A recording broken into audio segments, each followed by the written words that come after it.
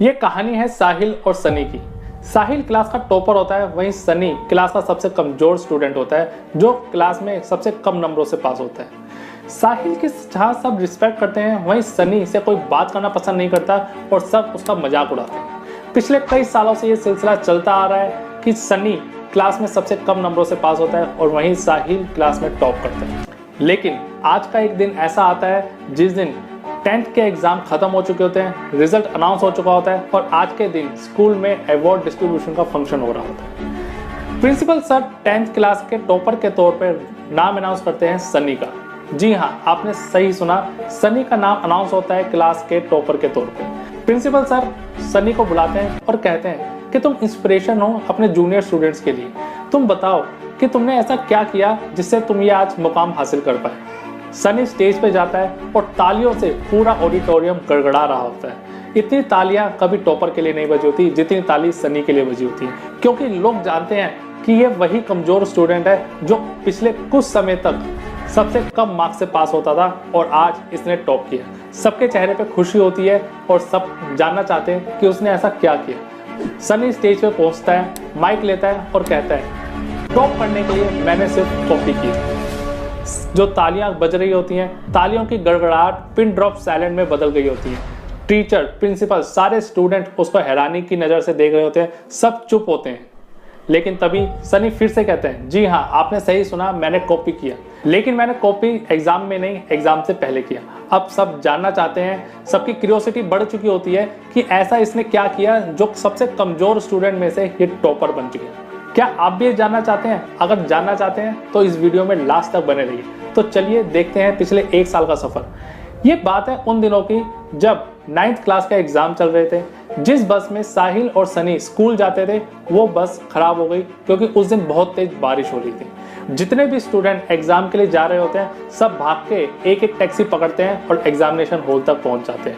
अंत में बचते हैं साहिल और सनी। सनी भी भाग के एक टैक्सी पकड़ लेता है और उस टैक्सी में लास्ट सीट बची होती है। जैसे ही टैक्सी चलने वाली होती है उसकी नज़र पड़ती है साहिल पे। साहिल बड़ा ही हैरान परेशान खड़ा होता है और वो देखता है कि आसपास कोई दूसरी टैक्सी नहीं है। सो वो टैक्सी रुकवा के अपनी सीट साहिल को दे देता है। साहिल टाइम पे एग्जामिनेशन हॉल पहुंचता है और अपना एग्जाम देना स्टार्ट करता है। वहीं सनी आधे घंटे लेट पहुंचता है और टीचर डांट के उसे एग्जाम देने को कहती है। एग्जाम खत्म होता है, साहिल और सनी का आमना सामना होता है, लेकिन वो बात नहीं कर पाते। किस मुंह से करते बात? आज तक उन्होंने कभी बात ही नहीं करी होती। लेकिन साहिल सनी का चेहरा देख के भाप जाता है कि उसका एग्जाम आज अच्छा नहीं हुआ और साहिल कहीं ना कहीं ये भी जानता है कि सनी का एग्जाम खराब होने के पीछे कहीं ना कहीं साहिल ही कारण है। एग्जाम खत्म होते हैं, उसके बाद साहिल सनी के घर जाता है और उसे कहता है, थैंक यू, जो भी तुमने किया उसके लिए थैंक यू। ऐसा कभी कोई किसी के लिए नहीं करता, इनफैक्ट मैं तो कभी नहीं कर सकता। साहिल सनी से पूछता है कि तुमने 10th क्लास के लिए कितने % मार्क्स का टारगेट लिया है। सनी ने ऐसा कोई टारगेट नहीं लिया होता, सो एक रैंडम फिगर वो 80% बोल देता है। साहिल उसे कहता है कि क्यों झूठ बोल रहे हो? अगर तुमने 80% का टारगेट लिया होता तो अब तक तुम एक ब्रिलियंट स्टूडेंट बन गए होते, ना कि एक कमजोर स्टूडेंट होते। साहिल कहता है कि मैं तुम्हारी मदद करना चाहता हूँ, मैं चाहता हूँ कि तुम 80% मार्क्स सच में हासिल करो। क्या मैं तुम्हारी मदद कर सकता हूँ? साहिल के इस ऑफर को सनी ठुकरा नहीं पाता क्योंकि वो जानना चाहता है कि वो ऐसा क्या करता है जो सनी नहीं करता।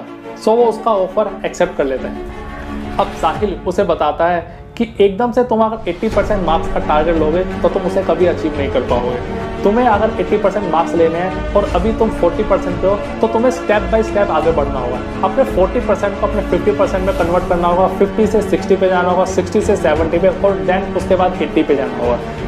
अगर तुम ऐसे धीरे धीरे स्टेप बाय स्टेप फॉलो करोगे तो तुम आसानी से 80% मार्क्स अचीव कर सकते हो। वो उसे बताता है कि किस तरीके से वो नोट्स बना सकता है, किस तरीके से वो स्टडी कर सकता है, किस तरीके से अपना फोकस बना सकता है। वो बताता ही नहीं है बल्कि स्टडी में भी उसे इंक्लूड करता है। वो साथ बैठ के घंटों तक पढ़ने शुरू कर देते हैं। उसका रिजल्ट ये होता है कि 10th में वो साहिल को भी पीछे छोड़ देता है, जैसा कि आपने पहले सुना।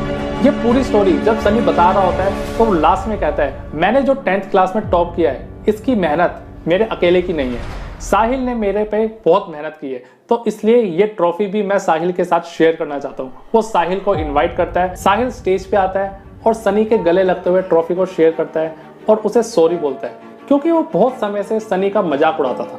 लेकिन कहीं ना कहीं साहिल को अंदर से खुशी होती है कि उसकी वजह से एक कमजोर स्टूडेंट की लाइफ बदली और वो टॉपर की लिस्ट में आ सका, और वो दोनों ट्रॉफी शेयर करते हैं और वो बेस्ट फ्रेंड बन जाते हैं। सो हमारे साथ भी बहुत बार ऐसा होता है कि हम भी अपनी रियल लाइफ में ऐसे बड़े बड़े टारगेट ले लेते हैं जिन्हें अचीव करना बहुत मुश्किल होता है, जो फर्स्ट टाइम में देखने से ऐसा लगता है कि नामुमकिन है, लेकिन वो नामुमकिन नहीं होते।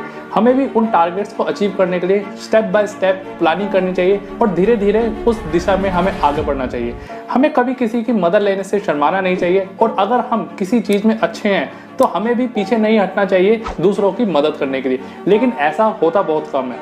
अक्सर हमें से लोग ऐसी गलती करते हैं कि जिस चीज़ में वो अच्छे होते हैं वो लोगों के साथ शेयर नहीं करते और अपने तक रखने की कोशिश करते हैं और दूसरों का मजाक बनाने लग जाते हैं। लेकिन आपको ऐसा नहीं करना, आपको वो गलती नहीं करनी जो स्टार्टिंग में साहिल ने की। आपको एक ऐसा इंसान बनना है जो दूसरों की मदद के लिए हमेशा तैयार रहता है। आपको एक ऐसा इंसान बनना है जो दूसरों की जिंदगी में बदलाव का कारण बनता है। तो आज से ही जिस भी चीज़ में आप अच्छे हैं उस चीज़ को आप शेयर कीजिए और दूसरों की जिंदगी में बदलाव का कारण बनिए।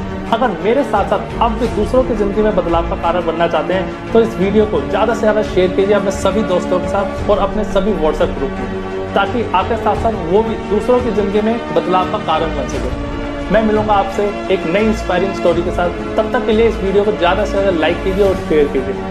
इस चैनल पर पहली बार आए हैं तो इस चैनल को सब्सक्राइब कीजिए और नोटिफिकेशन बेल को दबाना ना भूलें, ताकि आपको ऐसी ही इंस्पायरिंग स्टोरी सबसे पहले मिलती रहे। तब तक आप कमेंट करके जरूर बताइए कि किस तरीके से आप दूसरों की जिंदगी में बदलाव का कारण बने।